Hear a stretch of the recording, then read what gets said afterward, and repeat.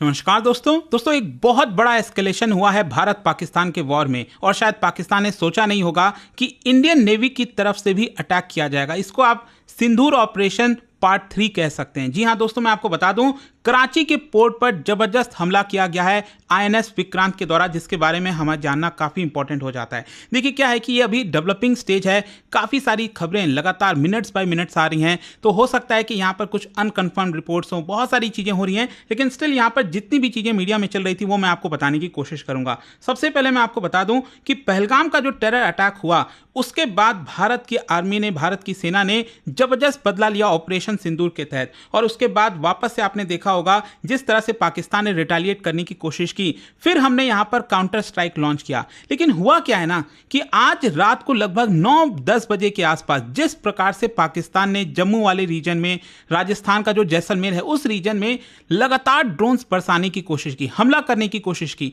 Although मैं आपको बता दूं सभी हमले नाकाम किए गए और यहां पर हमारे जितने भी एयर डिफेंस सिस्टम है वो आपका एक्टिवेट हो गए थे। तो कहीं ना कहीं अब जाकर भारत को लगा कि अब समय आ गया है कि पाकिस्तान की तरफ से पूरा हमला कर दिया जाए, और आप देख सकते हो यहां पर फाइनली जो फेज 3 है ऑपरेशन सिंदूर का वो स्टार्ट किया गया है बाई आईएनएस विक्रांत। और यहां पर आप देख सकते हैं मैप में, ये रहा कराची, और यहीं पर बताया जा रहा है कि जबरदस्त तरीके से आईएनएस विक्रांत के द्वारा हमला किया जा रहा है। देखो, जब हम आईएनएस विक्रांत की बात कर रहे हैं तो ये भारत का पहला इंडिजीनियस बिल्ट एयरक्राफ्ट कैरियर है। एयरक्राफ्ट कैरियर का मतलब ही यही होता है, एक चलता फिरता एयरबेस जहां पर जो फाइटर जेट्स वगैरह हैं वो लैंड कर सकते हैं, टेक ऑफ कर सकते हैं। मतलब हमें अपना एयरबेस साथ लेकर चलते हैं और वहां पर जहां पर भी हमें फाइटर जेट्स डिप्लॉय करना पड़े वो हम कर पाएंगे। इसका वेट आप देख सकते हो लगभग 43,000 टन। इसकी जो एयरक्राफ्ट कैपेसिटी है जिसमें 30 से ज़्यादा मिग 29 फाइटर जेट्स हैं, कमो हेलीकॉप्टर्स है, कई सारे अनमैन्ड एरियल व्हीकल भी हैं। इसकी जो स्ट्राइक कैपेबिलिटी आप देख सकते हो, इसमें प्रिसीजन मिसाइल प्लेटफॉर्म है हमारे पास, एयर डोमिनेंस जो एयरक्राफ्ट है वो हमारे पास है, जिसके तहत अगर हम कराची को पूरी तरह से ख़त्म करना चाहें वो आसानी से हो जाएगा। और इसको डिप्लॉय कहाँ किया गया है? अगेन जो अरेबियन सी है, यहाँ पर आप देख सकते हो अरेबियन सी में गुजरात कोस्ट के पास इसको डिप्लॉय किया हुआ था। ऑलरेडी आपको पता ही होगा कि जो ऑपरेशन सिंदूर हुआ था उसके पहले से ही इंडियन नेवी यहाँ पर तैनात थी कि अगर कोई भी हरकतें यहाँ से की जाती हैं तो हम उसका जवाब देने के लिए रेडी हैं। खैर, यहां पर अब क्वेश्चन यह है कि आईएनएस विक्रांत ने किया क्या है। देखो, सबसे पहले तो बताया जा रहा है जो कराची नेवल बेस है उसके ऊपर हमला किया गया, और यह बेस मैं आपको बता दूं पाकिस्तान नेवी का वेस्टर्न कमांड है। और यहां पर बेसिकली हमारा जो फोकस था वो था फ्यूल डिपो पर, एमुनिशन जो स्टोरेज है जहां पर बहुत सारे हथियार वगैरह रखे होंगे, सबमरीन जो डॉक हो गया वहां पर हमने हमला करने की कोशिश की। बताया जा रहा है कि काफी बड़ा एक्सप्लोजन वहां पर देखने को मिला है, जो फायर है उस पूरे पोर्ट एरिया में वो भी दिखाई दे रहे हैं। और साथ ही साथ मैं आपको यह भी बता दूं, it's not just about Karachi. ये अगर आप मैप में ध्यान से देखोगे, ये रहा आपका पूरा गुजरात कोस्ट, तो यहां पर सटा हुआ है इंटरनेशनल बॉर्डर, यहां से पाकिस्तान स्टार्ट होता है। ये सिंध प्रोविंस है बेसिकली, और सिंध प्रोविंस में ही ये जो कराची है वो आपको देखने को मिल रहा होगा। लेकिन इसके साथ साथ इसी के पास में यहां पर एक जिन्ना नेवल बेस भी है जिसका नाम है ओरमरा नेवल स्टेशन। वहां पर बताया जा रहा है कि ये पाकिस्तान का सेकंड लार्जेस्ट नेवल बेस है,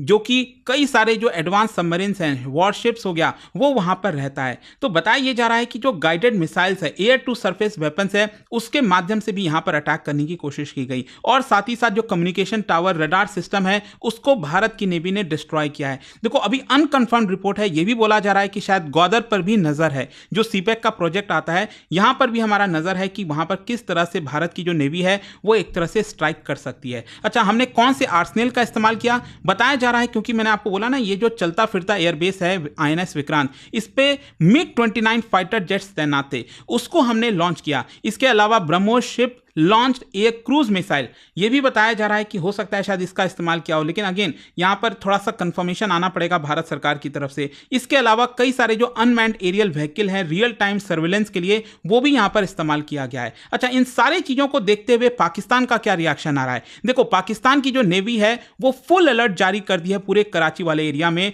और उनका कहना है कि जो 5 इंडियन ड्रोन है उसको हमने शॉट डाउन किया है। ये पाकिस्तान की तरफ से क्लेम है। साथ ही साथ यहां पर जो इंडियन एसेट्स हैं उसको ट्रैक किया गया है, ऐसा उनका कहना है, थ्रू रडार सिस्टम। इसके साथ साथ जो पाकिस्तान एयरफोर्स के जो फाइटर जेट्स हैं उसको तुरंत भेजा गया ताकि भारत का जो मिग 29 फाइटर जेट है उसको काउंटर किया जा सके। वैसे मैं आपको बता दूं, पाकिस्तान बार बार ये कह रहा है कि सिविलियंस की हत्या की जा रही है, लेकिन भारत का कहना है कि हम जितने भी अटैक्स कर रहे हैं वो सिर्फ और सिर्फ जो मिलिट्री बेसेस हैं, जो मिलिट्री एसेट्स हैं, उसके ऊपर हम यहां पर हमला कर रहे हैं। लेकिन देखो, क्वेश्चन ये आता है कि ये जो INS विक्रांत का इस्तेमाल किया गया है कराची पोर्ट के लिए, ये कितना मायने रखता है? देखो, सबसे पहली बात है कि ये पावर प्रोजेक्शन को दिखाता है। भारत दिखा रहा है अपनी ब्लू वाटर नेवी कैपेबिलिटी, उसको डेमोन्स्ट्रेट कर रहा है कि हमारे पास क्या पावर है। फिर इसके अलावा जो जियो स्ट्रैटेजिक लिवरेज है वो भी भारत लेने की कोशिश कर रहा है, क्योंकि अगर आप ये पूरा देखोगे ना तो ये आर्टरीज है, बेसिकली यहां से बहुत सारा जो कमर्शियल रूट्स वगैरह है वो गुजरता है। तो ऑब्वियस सी बात है, अगर यहां पर अटैक किया जाता है तो पाकिस्तान के लिए एक बड़ा झटका होने वाला है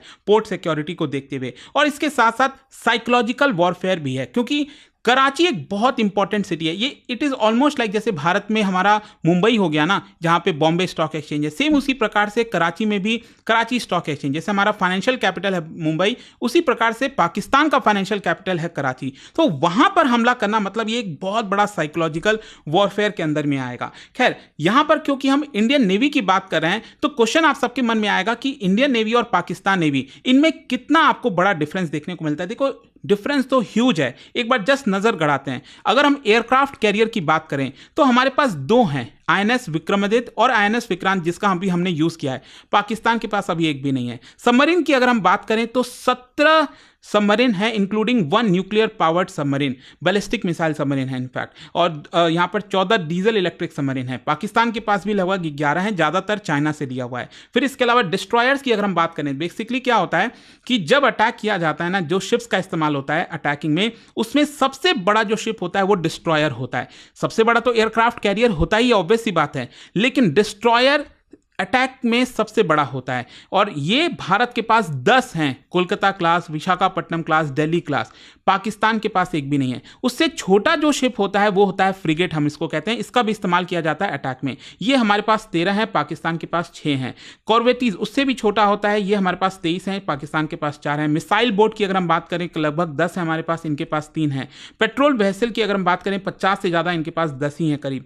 एम्फीबियस शिप जो है वो भी लगभग आसपास आपको देखने को मिलेगा। नेवल एयरक्राफ्ट की अगर हम बात करें तो 250 के करीब है, पाकिस्तान के पास 30 के आसपास। और ड्रोन्स हमारे पास हेरॉन, MQ-9 भी, ये इंडक्शन फेज में है। और पाकिस्तान के पास भी आपको जो चाइनीज और स्पेशली जो टर्की के ड्रोन्स हैं वो आपको देखने को मिलेंगे। यहां पर अगर हम मिसाइल्स और कॉम्बैट सिस्टम्स की बात करें तो एंटी शिप मिसाइल्स आप देख सकते हो हमारे पास है ब्रह्मोस सुपरसोनिक, क्लब भी है, हरपून भी है। इनके पास है हरबा, इंडिजिनस, पाकिस्तान के द्वारा बनाया हुआ। एयर डिफेंस सिस्टम आप देख सकते हो, अगेन हमारे पास बैराक 8 जो कि इजराइल के साथ है ये कोलैबोरेशन में, और इनके पास चाइनीज HQ-16 ये आपको देखने को मिलेगा। लैंड अटैक की अगर हम बात करें, मतलब कि अगर नेवी से अगर हमें लैंड पर अटैक करना है तो उस केस में अगेन हमारे पास ब्रह्मोस और बाकी के कई सारे मिसाइल्स हैं, इनके पास लिमिटेड कैपेबिलिटी है। तो इस तरह के कैपेबिलिटीज आपको साफ देखने को मिल रहा होगा कि भारत कितना आगे है नेवी के मामले में। और अगर हम न्यूक्लियर डिटरेंस की बात करें तो न्यूक्लियर सबमरीन में आप देख सकते हो एक है हमारे पास INS अरिहंत,